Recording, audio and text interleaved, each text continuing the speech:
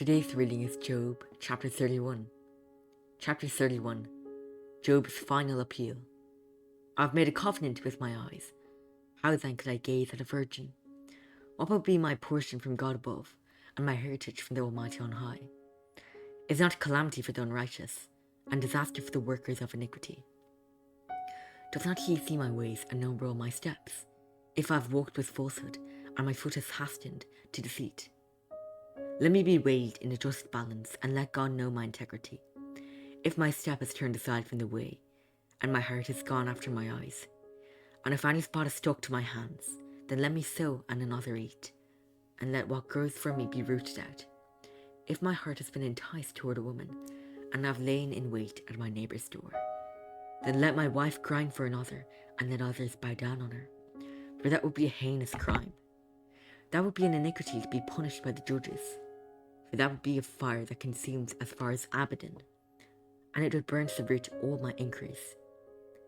If I've rejected the fire that consumes my manservant or my maidservant, when they brought a complaint against me, what then shall I do when God rises up?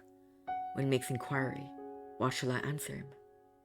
Did not he who made me in the womb make him? And did not one fashion us in the womb? If I have withheld anything that the poor desired, or have caused the eyes of the widow to fail, or have eaten my morsel alone, and the fatherless has not eaten of it. From my youth the fatherless grew up with me as with a father, and from my mother's womb I guided the widow. If I have seen anyone perish for lack of clothing, or the needy without covering, if his blood has not blessed me, if he who has worn with the fleece of my sheet, if I have raised my hand against the fatherless, because I saw my help in the gate, then let my shoulder blade fall from my shoulder, and let my arm be broken from its socket. For I was in terror of calamity from God, and I cannot have faced his majesty.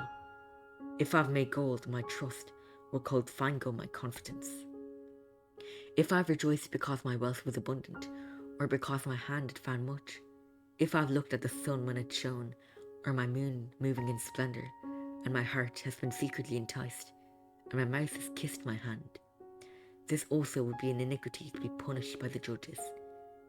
For I would have been false to God above.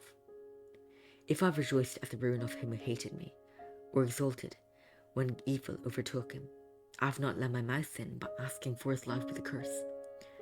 If the men of my tent have not said, who is there that has not been filled with his meat? The sojourner has not lodged in the street. I have opened my doors to the traveller. If I have concealed my transgressions as others do, by hiding me iniquity in my heart, because I stood in great fear of the multitude, and the contempt of families terrified me, so that I kept silence and did not go out of doors. Oh, that I want to hear me. Here's my signature. Let the Almighty answer me. Oh, that I had the indictment written by my adversary. Surely I'd carry it on my shoulder. I'd bind it on me as a crown. I'd give him an account of all my steps.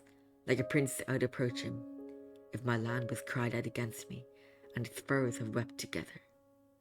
If I've eaten its yield without payment, and made its owners breathe their last, that thorns grow instead of wheat, and foul weeds instead of barley.